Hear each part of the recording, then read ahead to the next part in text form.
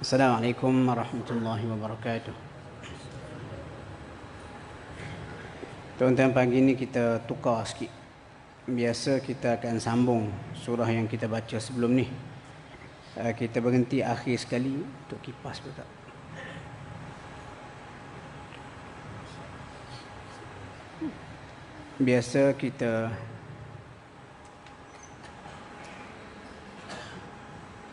Biasa kita sambung surah-surah yang kita baca daripada awal. Dan akhir sekali minggu lepas kita berhenti sampai surah Al-Waqi'ah. Hari ini saya ubah sikit. Kita baca tadi pada surah Ibrahim, iaitu surah yang ke-14 dalam juzuk yang ke-13. Sebab pagi ini adalah hari ke-13 Ramadan dan kita tadabbur secara ringkas juzuk 13 ni apa cerita dia. Okey tuan-tuan, juzuk 13 ni mengandungi 3 surah. Itu akhir surah Yusuf, surah Ar-Ra'du. Ar-Ra'du ni maksud dia guruh.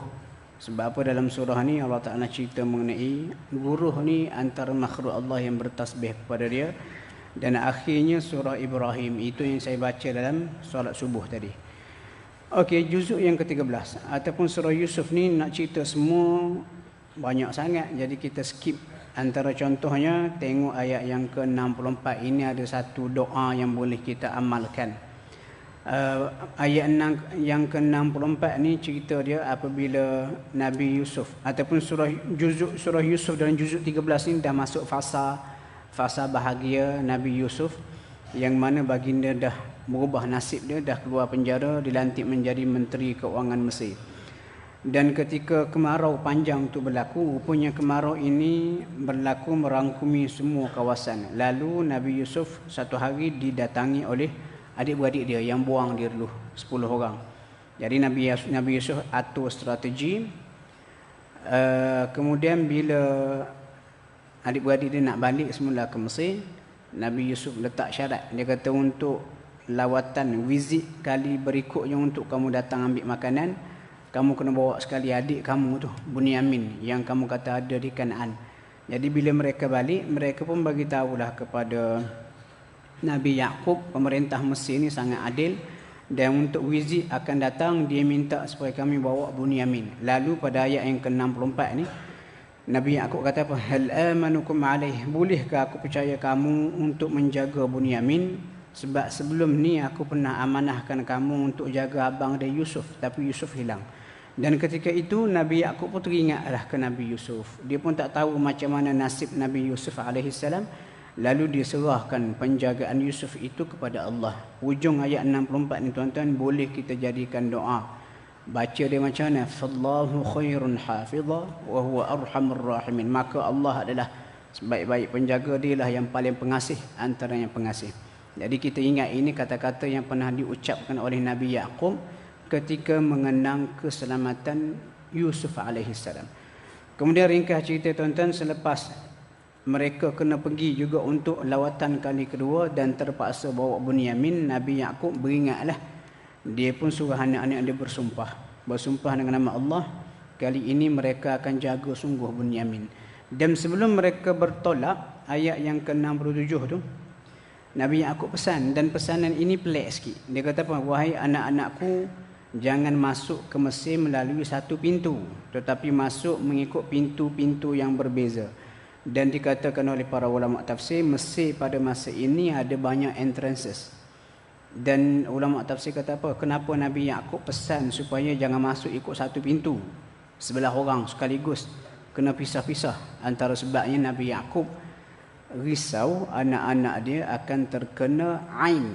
Ain ni panahan jahat mata manusia, ataupun dalam bahasa Inggeris panggil evil eye. Orang Melayu panggil apa? Ain ni. Ain ni orang Melayu panggil keteguran. Budak ni keteguran ni. Jadi dia sakit. Sebab apa? Sebab anak-anak Nabi Yaqub ni, sebelah orang ni rupa dia tak sama dengan orang Mesir. Dan mereka ni agak kita kata tampan lah.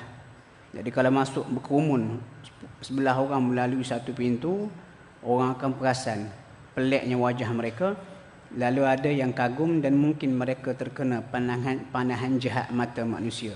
Dan cerita berkaitan dengan ain ni memang disebut dalam hadis dan Al-Quran secara tak langsung. Ada perbincangan yang panjang lebar lah. Saya tak mahu ulas hari ni. Kemudian kita skip. Kita tengok bahagian ujung.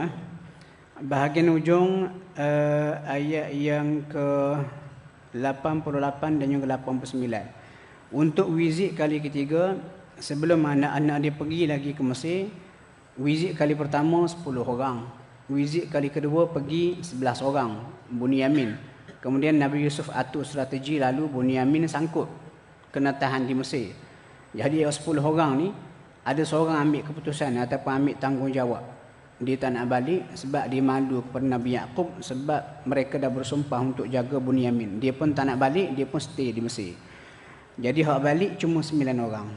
Dan bila hak 9 orang ni balik ke Kanaan jumpa dengan Nabi Yaqub, mereka pun untuk visit berikutnya, Nabi Yaqub pesan, jangan putus asa, mau pergi ke Mesir. 9 orang kamu. Dan cari Yusuf dan berita mengenai Yusuf dan juga adik dia. Dan bila mereka pergi semula ke Mesir, pada ayat yang ke-88 mereka merayu supaya Yusuf bantu mereka. Dan pada ayat yang ke-89 ini, Nabi Yusuf alaihissalam mendedahkan identiti dia. Dan bila didedahkan identiti ni, adik-beradik dia pun terkejutlah. Waktu adik-beradik dia minta maaf. Dan pada ayat yang ke-92 ni menarik tuan-tuan. Nabi Yusuf ni diberi contoh akhlak yang tertinggi. Macam mana? Walaupun pada masa itu baginda berada pada kemuncak kuasa, dia boleh balas macam mana pun kepada adik-beradik dia yang menganiaya dia ni, tetapi Nabi Yusuf beri contoh yang terbaik, iaitu memaafkan orang ketika mampu membalas. Dia kata apa pada ayat yang ke-92? Dia kata la tathriba alaikumul yaum. Tidak ada celaan kepada kamu pada hari ini. Yaghfirullahu lakum. Allah dah ampunkan dosa kamu sebab aku dah maafkan kamu. Nabi SAW kita tahu diusir daripada Mekah.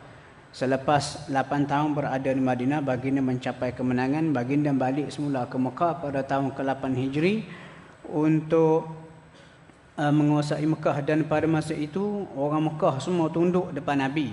Nabi berucap depan Kaabah. Nabi pun kata, hari ini aku akan sebut kepada kamu wahai orang Mekah seperti apa yang pernah disebut oleh saudaraku Yusuf. Nabi pun baca ayat ni, la tathriba alaikum yawma yaghfirullahu lakum. Tidak ada celaan bagi kamu pada hari ini, Allah dah ampunkan dosa kamu. Maksudnya Nabi mencontohi Nabi Yusuf memaafkan orang Mekah yang banyak berdosa kepada mereka. Ini antara contoh akhlak-akhlak yang tinggilah.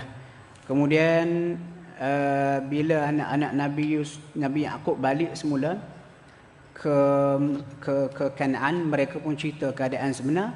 Lepas tu mereka pun mengaku kesilapan mereka. Pada ayat yang ke-97, dia kata, ya abana astaghfir lana dzunubana, wahai ayah kami ni berdosa, tolong ayah berdoa kepada Allah supaya Allah ampunkan dosa kami. Lalu Nabi Yaqub kata apa? Saufa astaghfiru lakum rabbi. Aku akan mohon kepada Allah supaya mengampunkan dosa kamu. Nabi Yaqub menangguhkan. Anak-anak dia minta, katakanlah dah sampai ke Kanaan pagi, minta maaf dengan ayah dia, minta supaya ayah dia berdoa kepada Allah supaya mereka diampunkan dosa. Tapi Nabi Yaqub tangguh. Dan ulama tafsir kata tangguh bila? Tangguh sehingga waktu sahur. Dan ini antara kelebihan kita tuan-tuan dalam bulan Ramadan, kita bangun bersahur. Dan waktu sahur ni waktu yang disebut sebagai waktu ketuhanan. Sebab apa? Rahmat Allah turun pada waktu sahur. Dan ini antara sebab kenapa Nabi Yaqub alaihissalam pada ayat yang ke-98 dia tangguh, sebab dia nak pilih waktu yang sesuai, meminta kepada Allah supaya anak-anak dia diampunkan dosa. Okey, habis. Kemudian surah Ar-Ra'du. Surah Ar-Ra'du ni banyak isu-isu, cuma saya nak sentuh ayat yang ke-11. Ayat yang ke-11 ni ringkasnya Allah Ta'ala sebut, pada kita manusia ni ada malaikat penjaga depan dan juga di belakang. Jadi sepanjang masa kita ada 4 malaikat yang menulis amal baik buruk, kanan dan juga kiri, dan malaikat yang berganti-ganti menjaga kita depan dan juga belakang. Dan malaikat yang menjaga kita depan dan juga belakang ni disokong oleh hadis lain. Nabi kata mereka ni bertukar ganti pada 2 waktu solat, iaitu waktu solat subuh dan juga solat asar. Dan ayat yang ke-11 juga ada ayat yang popular, biasa sangat kita dengar. Kalau kita pergi program apa-apa, penceramah pun nak bagi motivasi supaya kita berusaha. Penceramah pun kata kita kena ubah nasib kita. Kerana Allah tidak akan ubah nasib satu kaum sehingga kaum itu ubah nasib dirinya sendiri. Lalu dibacalah ayat yang ke-11 ni. Innallaha la yughayyiru ma biqaumin hatta yughayyiru ma bi anfusihim.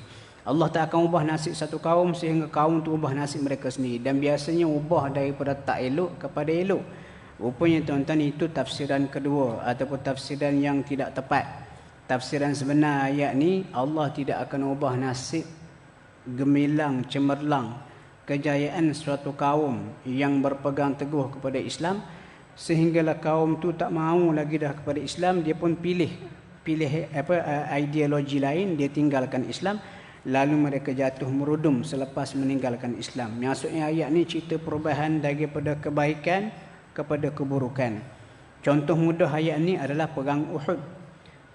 Pada kali pertama, pusingan pertama, Nabi pesan kepada sahabat duduk atas bukit ni, bukit pemanah, jangan turun, dan mereka mendapat kemenangan. Tapi bila mereka nampak dunia harta rampasan perang mulai ditinggalkan oleh pihak musuh, mereka pun tinggalkan arahan Nabi, turun cari dunia. Akibatnya mereka tewas. Kenapa? Bukit telah ditawan oleh Khalid bin Al-Walid. Itu cerita dia.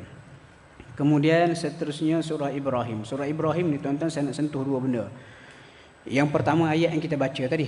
Ayat yang kita baca tadi Allah Ta'ala cerita mengenai peristiwa akhirat. Ayat yang kita baca tadi ayat 18 sampai 22. Saya nak ulas ayat yang ke-21-22. Bagaimana di akhirat besok pengikut-pengikut mula menyalahkan pemimpin. Lalu pemimpin pun tempelak balik. Dia kata kamu menyalahkan kami, kamu berada dalam neraka sebab kami. Kenapa kamu ikut dulu masa di dunia? Dan apabila pengikut-pengikut hak duduk dalam neraka ni tidak boleh menyalahkan ketua mereka, mereka pergi jumpa pula setan. Lalu mereka menyalahkan setan pada ayat yang ke-22. Bila mereka salahkan setan, setan pun balas balik. Setan kata apa? Innallaha wa'adakum wa'dal haqqi. Allah dulu menjanjikan kamu janji yang benar. Aku pun berjanji juga, tapi janji aku ni tak betul sebab aku ni setan. Dan sebenarnya masa di dunia dahulu, setan kata, wa ma kana li 'alaikum min sultan. Aku tidak ada kuasa pun ke atas kamu, melainkan sekadar aku ajak kamu pun seruan aku ataupun hasutan aku. Jangan salahkan aku, salahkan diri kamu sendiri. Jadi berdasarkan ayat ni, sebenarnya tuan-tuan, tipu daya setan ni lemah. Dia sekadar hasut dalam kepala kita. Kalau kita tidak dapat melawan hasutan itu, kita pun terjerumus. Dan ini juga tuan-tuan ayat yang digunakan oleh sebahagian ulama sebagai dalil mengatakan jin setan ni dia tak boleh rasuk tubuh manusia ataupun akal manusia. Dia tak boleh rasuk. Dia sekadar boleh membisikkan hasutan-hasutan jahat. Kalau kita ikut, jadi. Kalau kita tak layan, tak jadi, sekadar itu sahaja. Ini perbincangan panjang lebar lah. Cuma ada pula sebahagian ulama lain mengatakan jin, setan ni boleh merasuk, mereka menggunakan dalil-dalil lain. Dan yang terakhir sekali tuan-tuan untuk pagi ni, surah Ibrahim ni dinamakan Ibrahim sebab ada cerita baginda daripada ayat yang ke-35 sampai 41. Cerita baginda selepas pembinaan Kaabah, baginda berdoa dengan beberapa doa. Dan antara satu doa yang mukjizat dia kekal sampai sekarang adalah doa pada ayat yang ke-37. Ayat yang ke-37 ni selepas Nabi Ibrahim tinggalkan Hajar dan juga Ismail yang masih kecil di Mekah, dia pun berdoa. Doa supaya keselamatan orang pergi ke Mekah. Lepas tu dia kata apa? Dalam doa dia tu, faj'al af'idatan minan nas, maka jadikanlah hati sebahagian daripada manusia. Katanya Abdullah bin Abbas, dia sebut sebahagian daripada manusia. Sebab apa? Merujuk kepada orang Islam sahaja. Kalau Nabi Ibrahim berdoa kata faj'al af'idatan nas, maka jadikan hati semua manusia cenderung untuk pergi ke Mekah, sudah pasti sampai sekarang Mekah ini akan jadi rebutan semua bangsa di dunia tanpa kira agama. Tapi Nabi Ibrahim tahu dah, dia berdoa, dia kata maka jadikan hati sebahagian manusia, siapa orang Islam, cenderung untuk pergi ke Mekah. Sebab tu tuan-tuan, kalau kita pergi ke Mekah buat haji ke umrah, kita balik rasa rindu nak pergi lagi, nak pergi lagi. Kita ingat benda tu sekadar reflect. Dah kita pergi ke tempat suci, kita nak pergi lagi. Rupanya hikmah di sebalik itu, kita ni, kalau kita ni orang beriman, kita sebenarnya sudah terkena berkat doa Nabi Ibrahim pada ayat yang ke-37. Rasa rindu nak pergi ke Mekah Madinah ini Ataupun lebih lagi Mekah ni adalah mukjizat Nabi Ibrahim. Walaupun baginda membaca doa ini ribuan tahun dahulu, kesan dia ada sampai sekarang. Itulah tuan-tuan lebih kurang juzuk 13 hak boleh kita ulas ayat-ayat pilihan. Mudah-mudahan memberi manfaat kepada kita untuk lebih membaca tadabbur.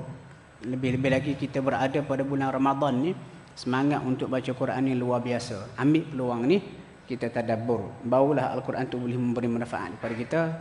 Sekian untuk pagi ini, insya-Allah pagi besok kita akan buat sinopsis juzuk 14 pula. Apa konten juzuk 14? Assalamualaikum warahmatullahi